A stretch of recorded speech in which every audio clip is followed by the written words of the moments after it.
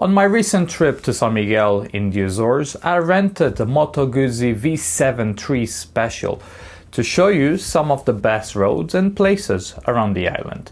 So after spending a full day with the bike, without going too deep into all of it, what do I think about it? That's what I'll tell you with this video.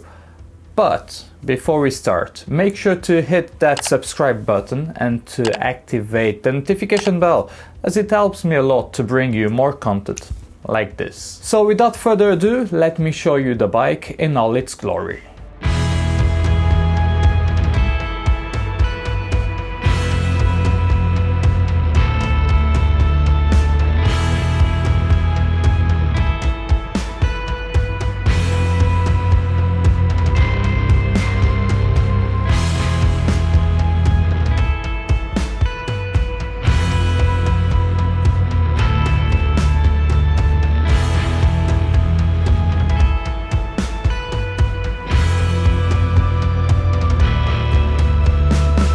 Hello my friends, I'm Spell and welcome to the channel.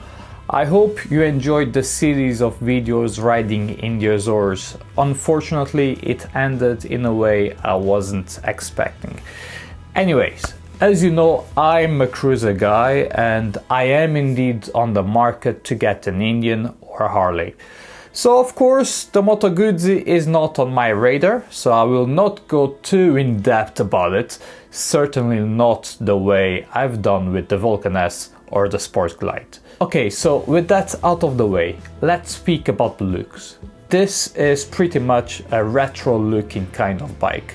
We in Portugal would immediately think about Zoomed Up, a bike we used to see a lot on our streets many years ago. This is a perfect bike for those who want to join the distinguished gentleman ride that happens every year around the globe. It offers that classic look, but with lots of modern features. The first thing that grabs your attention is that V-twin engine mounted sideways. Love it or hate it, it really sets this bike apart from the competition like the Triumph Bonneville or the much cheaper Royal Enfield Interceptor.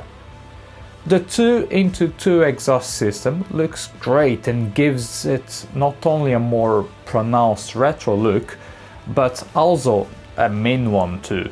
It has a rounded speedometer and tachometer with an additional digital display for various information. And of course the retro looks continues in everything else you see, like the very good looking and comfortable seat, rounded headlight, spoked wheels, exposed rear shocks, handlebars, and so on. If retro is what you are looking for, this is a bike that should be in your radar. I do like the paint scheme. It's black, so what's not to like? The grey and green race-inspired stripes really does look good. Overall, she looks quite cool. I like it. So let's ride it and see how I feel about it. In terms of comfort, it's a no from me. But let me elaborate a bit. For the first hour or two, she was fine. I wasn't feeling cramped on it or anything, and despite the fact I don't like the footpeg position, it actually improved my riding comfort, as I could easily lift my arse from the seat when going over bumps. And the seat was very comfortable. I rode it from 9 AM to 6 PM with not that many stops in between. And I really liked it. I never got to a point where I was dying to stop because my arse was getting numb or anything. So thumbs up for that, a big one. Now, what I didn't like was the rest of my riding position. I found that for my height at 179 or about 5'10", the handlebars were too low. I was leaning forward a bit too much, and that resulted in me putting too much pressure on my arms and wrists. That was especially bad when going down a hill or when reducing speed. Because I was leaning forward, my spine also started to complain, and so did my neck. Because of that leaning position, my neck was always tilted up a bit and it became very uncomfortable. For me, that riding position isn't really ideal when you spend the entire day constantly going up and on the hill. If the roads were flat, then I could see myself riding it a bit longer before it really started to become uncomfortable. But well, that's not the reality of the Azores. But you know what? It is partially my fault too. I'm just too used to the riding position and crazy comfort of a cruiser. Maybe if I didn't ride cruisers, my thoughts would be a bit different. So please take everything I'm saying with a pinch of salt. You know I'm not crazy for speed, but for my user case, the bike actually performed quite well.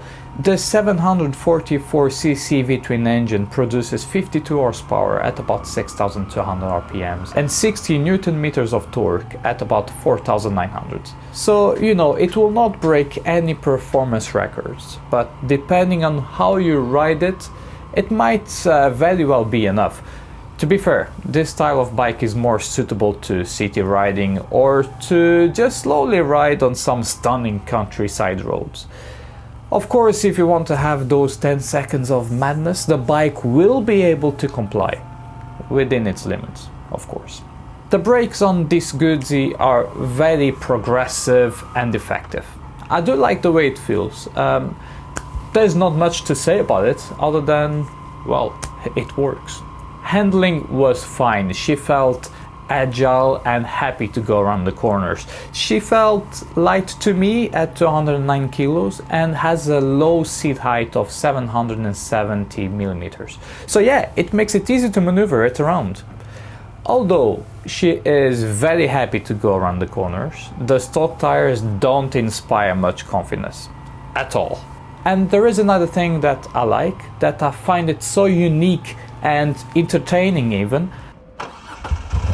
Oh, it's so fun how this moves from side to side. Look at this. But doesn't help at all when doing low speed maneuvers.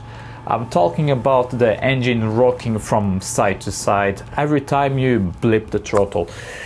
It puts me off, and because it is not my bike, it made me feel uncomfortable riding at slow speeds.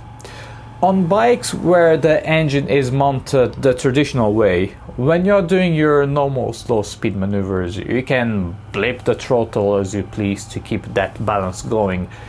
It doesn't unsettle the bike. The Moto Guzzi is the opposite. If you blip the throttle, the engine rocks from side to side, and that makes slow speed maneuvers a bit tricky.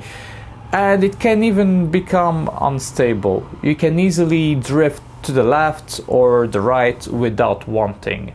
Could you drop the bike because of that?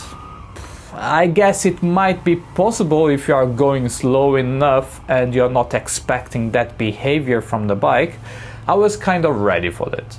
I knew beforehand that the bike behaves like that, so I was always ready to put my feet on the ground if necessary. But I guess at the end of the day, this would be something that after some time you would get used to it. You would adapt. And you know, I'm very biased towards a good V-twin sound. Nothing screams rock and roll like a good V-twin Rumble. In terms of versatility, well, you certainly can do a lot with it if you are willing to sacrifice on some aspects. But in general, I think this bike is more geared towards city riding and for going on a nice run during weekends. But in general, she is a fun bike to ride. She has lots of character, offers great sound, and the engine is very smooth. So all that makes it a pleasure to take her out for a ride. I certainly had a blast. So that's pretty much my thoughts on it. Nothing too in-depth as I said in the beginning, but I hope it serves as an indication on how this bike might fit you and your needs. As I said, if I was on the market for a bike like this, I would go out and compare it to the Triumph Bonneville and the Royal Enfield Interceptor. Well, my friends, I hope this video was useful to you. Don't forget to give me the thumbs up, and if you have any questions, write a comment below. Thanks for watching, ride safe, stay safe, and I'll see you soon. Kedes!